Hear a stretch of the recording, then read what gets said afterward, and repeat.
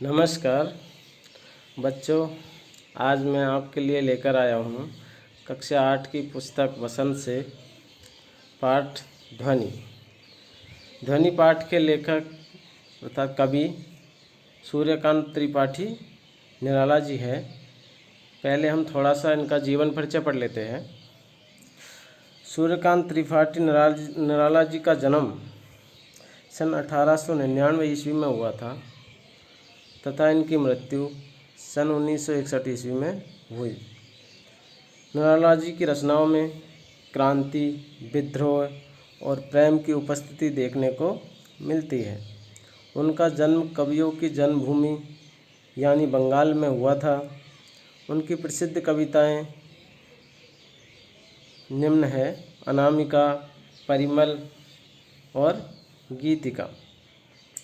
निराला जी ने स्वामी परमहंस एवं विवेकानंद जैसे महान स्वतंत्रता सेनानियों से प्रेरणा ली और स्वतंत्रता संघर्ष में अपना महत्वपूर्ण योगदान दिया। अब हम पाठ पर आते हैं। पाठ का नाम ध्वनि। ध्वनि यानी आवाज़। ध्वनि अर्थात आवाज़। प्रत्येक पंक्ति का हम बारी बारी से अध्ययन करेंगे। अभी न होगा मेरा अंत, अभी अभी ही तो आया है मेरे मन में मृदुल वसंत, अभी न होगा मेरा अंत। कवि सूर्यकांत त्रिपाठी निराला इस कविता में प्रकृति का बहुत ही सुंदर और अद्भुत वर्णन करते हैं। इस कविता में उन्होंने प्रकृति की मदद से मानव के मन की भावनाओं को दर्शाया है। क्या कहते हैं? अभी न होगा मेरा अंत, अभी अभी तो आया है मेरे मन में मृदुल वसंत, अभी न होगा मेरा अंत। मृदुल, मृदुल यानी कोमल। अंत, अंत समाप्ति। अंत, अंत का अर्थ यहाँ पे क्या है? समाप्ति होगा। बसंत, फूल खिलने की ऋतु। कवि सूर्यकांत त्रिपाठी निराला इन पंक्तियों में कहते हैं कि उनका अंत अभी नहीं होगा। उनके जीवन में बसंत रूपी यौवन अभी अभी तो आया है। कवि अपने माध्यम से कहते हैं कि उनका मन जोश और उत्साह से भरा हुआ है। जब तक वो अपने लक्ष्य को पा नहीं लेते, वो हार नहीं मानेंगे। हरे हरे ये पात, डालियाँ कलियाँ कोमल गात। गात यानी शरीर। पात, पात अर्थात पत्ते। आगे क्या कहते हैं? मैं ही अपना स्वप्न मृदुल कर फेरूंगा निंद्रित कलियों पर, जगा एक प्रत्यूष मनोहर। स्वप्न सपना, मृदुल मुलायम, कर, कर अर्थात हाथ, निंद्रित सोया हुआ। आगे कवि इन पंक्तियों में कहते हैं, प्रकृति का सुंदर वर्णन करते हुए कि चारों तरफ हरे भरे पेड़ हैं और पौधों पर खिली कलियां मानो अब तक सो रही है। मैं सूरज को यहाँ खींच लाऊंगा और इन सोई कलियों को जगाऊंगा। कवि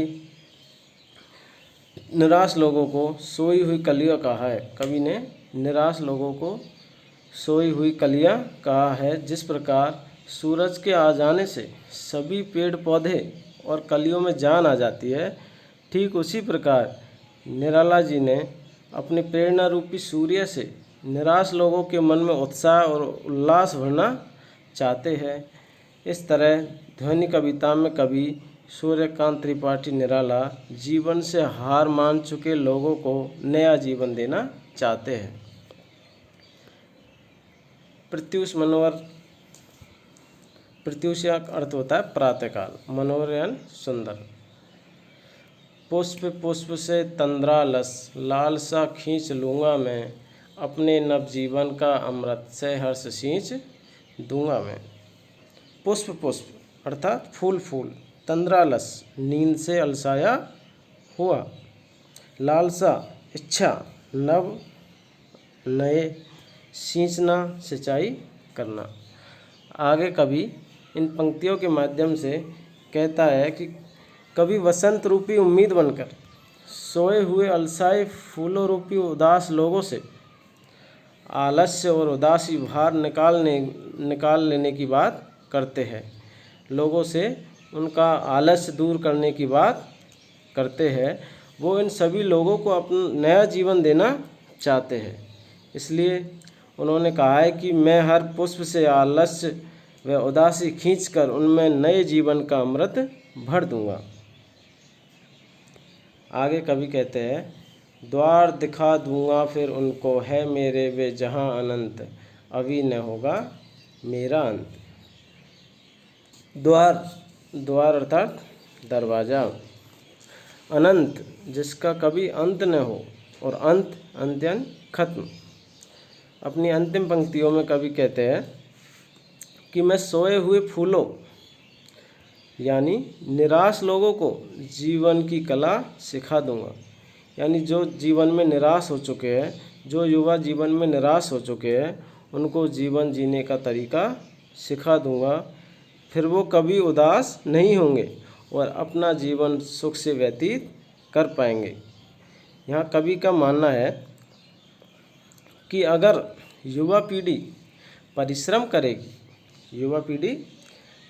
करेगी तो उसे मनचाहा फल मिलेगा, मनचाहा लक्ष्य मिलेगा और इस आनंद का कभी अंत नहीं होगा।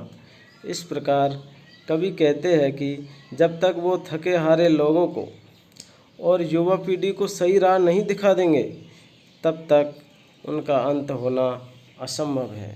यहाँ कवि पूरी पंक्तियों में कवि जो निराश लोग हैं, जो थके हुए लोग हैं, उनको कवि सोए हुए लोग हैं, उनको उनमें चेतना जागृत करना चाहते हैं और सबको प्रकृति में आगे बढ़ना, जीवन में आगे बढ़ने के लिए प्रोत्साहित करना चाहते हैं। बच्चों, आपको यह पाठ कैसा लगा? अगर आपको अच्छा लगा तो आप अपने साथियों के साथ शेयर कीजिए। धन्यवाद।